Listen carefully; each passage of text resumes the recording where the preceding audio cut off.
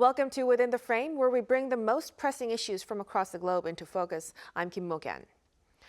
As the 119th U.S. Congress gets underway, a notable shift in political representation is emerging with the rise of Korean-American politicians gaining increasing influence. Now, this growing presence has sparked anticipation about the role these leaders will play in shaping U.S.-Korea relations and the Korean-American community. However, there are rising concerns over the Trump administration's hardline immigration policies, with around 150,000 Korean immigrants reportedly facing deportation. Now, due to this, questions have arisen about the impact of these policies on both the Korean-American community and even the broader U.S. economy. So from the future of the U.S. South Korea alliance to the economic ramifications of the new U.S. administration stance, many are now weighing in on how these developments will unfold. To delve into these issues today, we invite one of the first Korean-American women elected to the U.S. Congress, Representative Marilyn Strickland, Congresswoman for Washington's 10th District. Welcome to the program. Thank you for having me here.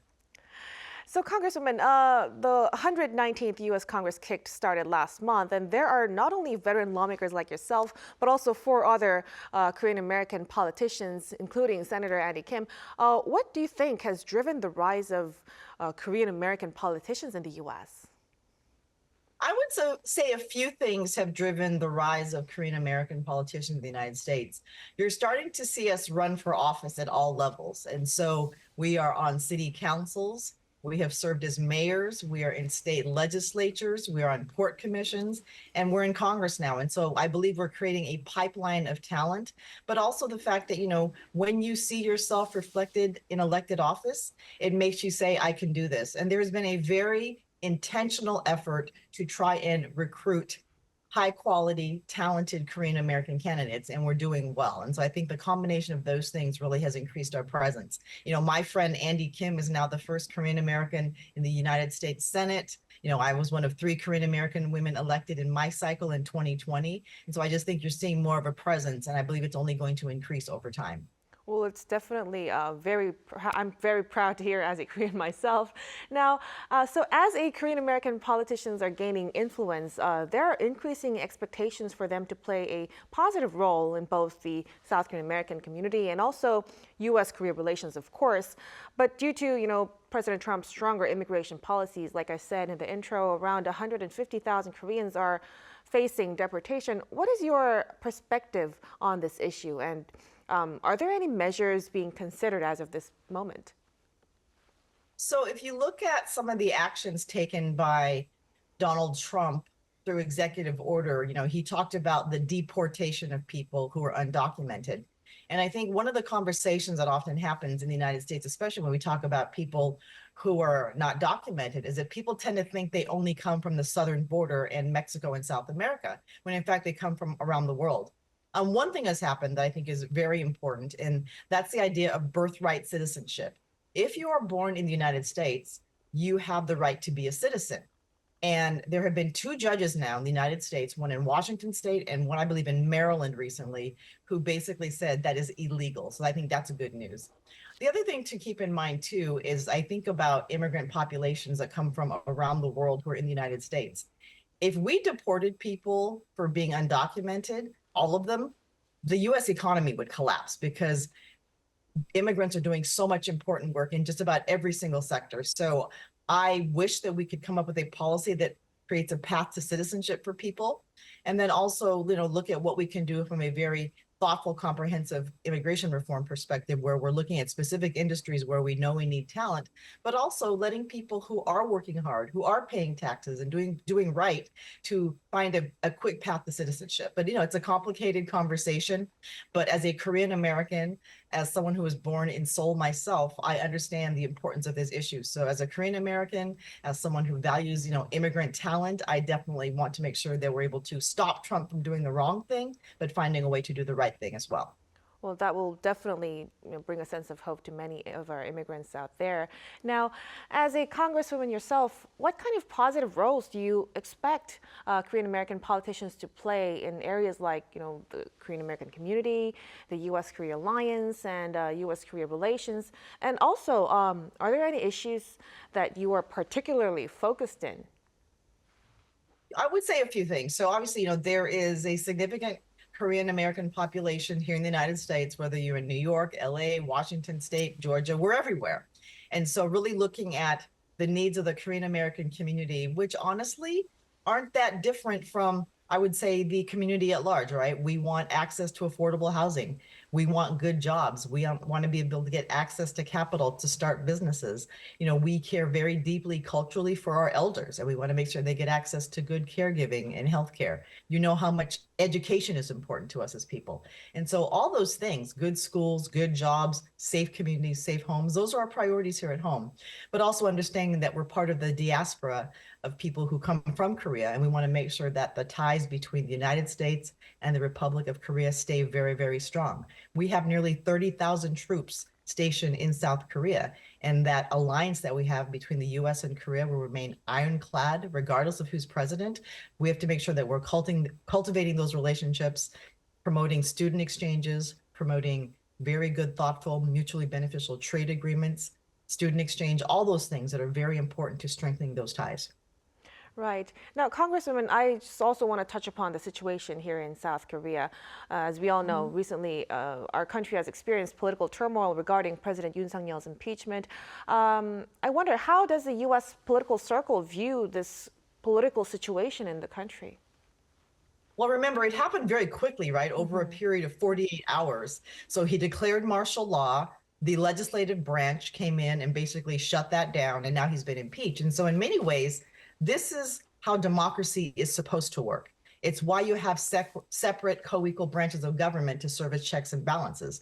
So in many ways, what happened is a prime example of how democracy is meant to work and supposed to work. So we think about what's happening around the world right now, in Asia, in Europe, around the world, and we want to make sure that we are staying strong with our partners and allies who value and uplift democracy. Ukraine, right? All the different places in the world, Korea, Japan, all the places that value democracy, free and fair elections, and rights for all people. So what happened with President Yoon was an example of democracy in action, to be honest with you. And as far as, how Americans view it, it was a situation that is unfortunate, but in many ways, the system of democracy and checks and balances worked exactly as intended. So despite the situation itself and how it brought impacts, it was clearly a sign of democracy in the country. Now, but some still worry, given the current instability in the country, many fear it would weaken U.S. South Korea alliance or even trilateral cooperation between U.S., South Korea, and Japan. What's your thoughts on this? I mean, people have very different opinions, both here in the United States and in Korea, about the trilateral agreement. If we're going to have a free and open Indo-Pacific and deal with the looming threat of the Chinese Communist Party, the trilateral agreement is incredibly strong, incredibly powerful, and necessary in many ways. Now, regardless of who holds the office of president in the Republic of Korea, the United States will always have a strong relationship. But I will say this, I think about the presidents who serve South Korea, and it's 1 5-year term. And that lends itself to instability if you think about it, because in the United States, we have term limits, but you can serve 2 4-year terms if you're able to get reelected. And so I think in some ways, having one term of only 5 years may somehow contribute to instability. We want all of our democratic allies to have stable economies, to have stable leadership, to have checks and balances. And so, as you all approach who your next president will be, we will be watching very carefully. And I still want to reiterate that our relationship with the Republic of Korea will always be strong because we want a free and open Indo-Pacific. Right. And before we let you go, we also want to touch upon economic side. With a second term for President Trump, the America First policies are likely to continue, and it seems to be continuing. Do you think measures like further tariffs on allied countries or increases in defense cost sharing is likely? And what's the stance of the U.S. Congress regarding this? Well, I will say that the America First policy, when you think about it, you always want to put your own country first. You want to take care of the people who live in your borders. You want to take care of the workers who are here. But when you think about the effect, for example, on tariffs, remember recently Trump had talked about imposing tariffs on our allies, Canada and Mexico. There was public outcry immediately from farmers, from the business community. And what they know is that when we impose tariffs that are unreasonable, they will be retaliatory. So you get into a trade war. And the only thing a trade war does is raise prices for consumers, raise prices for businesses, and really puts instability in the supply chain. So as you saw, President Trump rescinded those tariffs right away. And so as we talk about the relationship between, United States and Korea, we have the trade agreement that exists. As far as, having the conversation about paying more for defense, I think that's a conversation that really comes up in the news, but we've not sat down and talked about it. And so we want to make sure that it's being done fairly. We're doing it conscientiously, but understanding that having military presence in Korea is important for a free, safe, and open Indo-Pacific. But as far as what Trump will do, it's always hard to tell because he's incredibly unpredictable. Right. Thank you so much, Representative Strickland, for those thoughtful insights of yours. And it's clear that lawmakers are going to be focused on maintaining, strong allies and also navigate the complexities of international relations. So as we look ahead, it will be interesting to see how the Congress balances these priorities in the coming years. We really appreciate you joining us today and sharing your perspective on these important issues. Thank you so much again for your time tonight. Great. Thank you for having me. It's nice to see you again. Thank you. And now let's further dig into the Trump administration's latest immigration policies, which have sparked widespread debate and concern, from deportations affecting thousands of immigrants to the broader implications for both communities and the U.S. economy. The current political climate is raising questions about the future of immigration and its effects on American society. To bring us the latest from Washington, D.C., we connect to our Voice of America correspondent, Chris Casquejo. Chris, good to see you again. Good to be with you. So President Trump is rapidly implementing the anti-immigration policies he declared before taking office. Is it true that he's even using military aircraft to deport illegal immigrants? How much enforcement and forced repatriation of illegal immigrants is currently taking place over there? Yes, they are using military aircraft to fly back some of these migrants in the country illegally back to their home countries. But let's dive into the numbers a little bit. More than 8,000 migrants have been arrested since January 20th, which is the date of Trump's inauguration. That's as of Wednesday morning, according to White House spokesperson Caroline Leavitt. Leavitt said 461 people in the country illegally who have been arrested since Trump took office were released back into the U.S. rather than being deported. The people released from custody amount to about 6%. Leavitt said they were released for health reasons, because individuals weren't likely to be deported quickly, or because of a lack of capacity in immigration detention facilities. Now, military aircraft are being used. In fact, a U.S. deportation flight carrying Indian nationals accused of entering the U.S. illegally landed in the northern Indian state of Punjab Wednesday, the first such flight to India since Trump took office. The military aircraft, which landed amid tight security, brought 104 deportees to India, according to media reports. Meanwhile, Guatemala's president said Wednesday, after meeting with U.S. Secretary of State Marco Rubio, that his country will accept migrants from other countries being deported from the United States. Under this so-called Safe Third Country Agreement announced by President Bernardo Arevalo, the deportees would be returned to their home countries at U.S. expense. Mm-hmm. So with this concerning situation, it is reported that about 150,000 South Korean illegal immigrants residing in the U.S. are among those targeted for deportation. Chris, what's the response from the Korean community and other immigrant communities from other countries as well?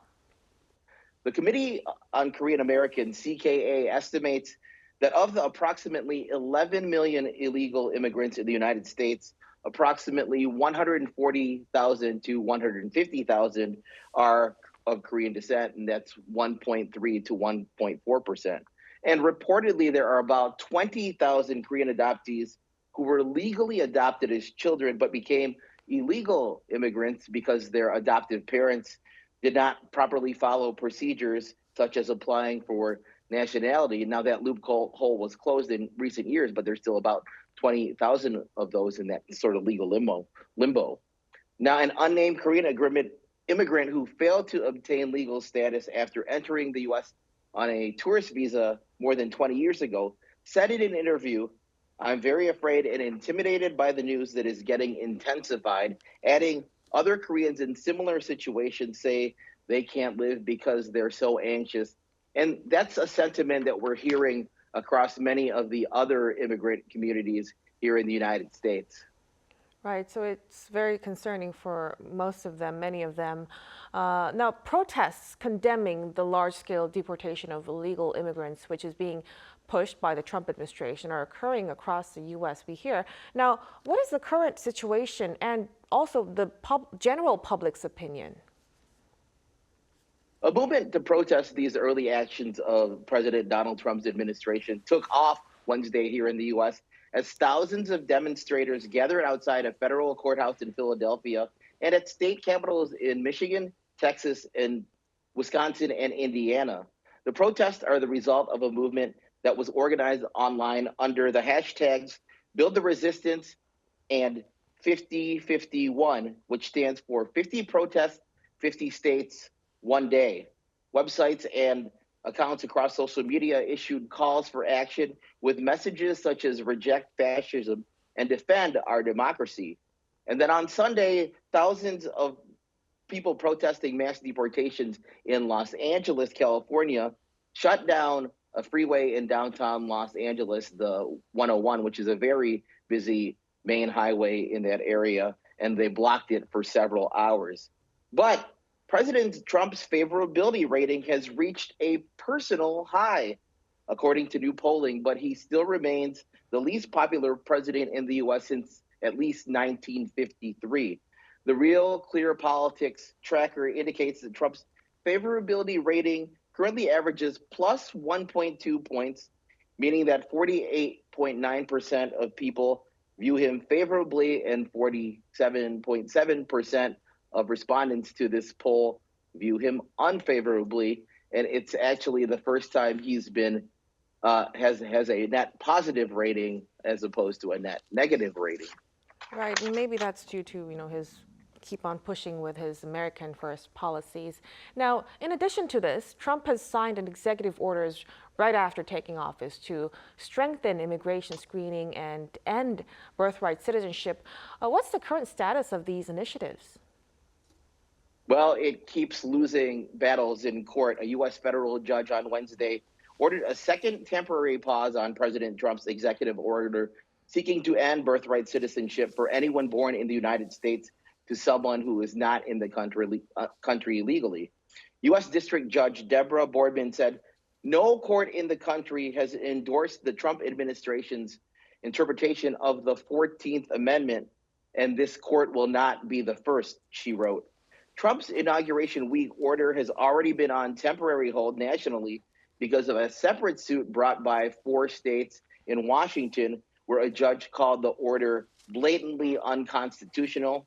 In total, 22 states, as well as other organizations, have sued to try to stop his executive action. Now, at the heart of these lawsuits is the 14th Amendment to the U.S. Constitution, which was ratified in 1868 after the Civil War, and the Dred Scott Supreme Court decision that determined Scott, a freed slave, wasn't a citizen. The Trump administration asserts that children of non-citizens are not subject to the jurisdiction of the United States and therefore not entitled to citizenship. Now, before you've touched upon, the favorability ratings of Trump has risen slightly, but there are concerns that the anti-immigration policies pushed by the Trump administration could have a negative impact on the U.S. economy as well. Could you tell us what are the projections regarding the economic impact of these immigration policies? Well, let's start with the supporters. They claim that mass deportations will help American workers and be in line with Trump's America First policies. Stephen Miller is the Deputy Chief of Staff at the White House, and he contends that mass removals would create jobs for Americans and increase their wages. This argument assumes that unauthorized immigrant workers here in the U.S. compete with native-born workers for similar jobs. But a couple of surveys do kind of, disagree with that assertion. They say undocumented immigrants often take jobs that U.S. workers do not want. And there was a survey from the National Council of Agricultural Employers during the COVID-19 pandemic to find out how many unemployed Americans would take about 100,000 seasonal farm jobs. This survey found that only 337 people applied, and their conclusion is that labor shortages and food shortages were likely to persist without seasonal immigrants, many of whom are undocumented in this country and therefore here not legally. A Brookings Institute study documents the share of unauthorized immigrant workers and U.S.-born workers in the 15 most common occupations among unauthorized immigrants. It asserts that those unauthorized immigrants take low-paying, dangerous, and otherwise less attractive jobs more frequently than native-born workers and authorized immigration workers. Now, we should note that Indian Prime Minister Narendra Modi is expected to visit the White House next week, and that he and Trump will likely discuss the immigration issue as India is seeking more visas for some of its highly skilled technical workers. And many experts believe that is the tack that the Trump administration is taking, that they are going to have an immigration policy that favors highly skilled immigrants with skills, technical skills, over people crossing the border, especially the southern border, illegally. Right. So it seems like we're going to see a lot of more of these, summit discussions with states from where many immigrants come from in the coming months. Now, we'll have to leave our discussion right here. Thank you so much for bringing the latest, Chris. We appreciate it. Good to be with you. And that'll be all from us on Within the Frame. Be sure to tune in next time as we continue to explore the stories that matter. Until then, stay informed and engaged.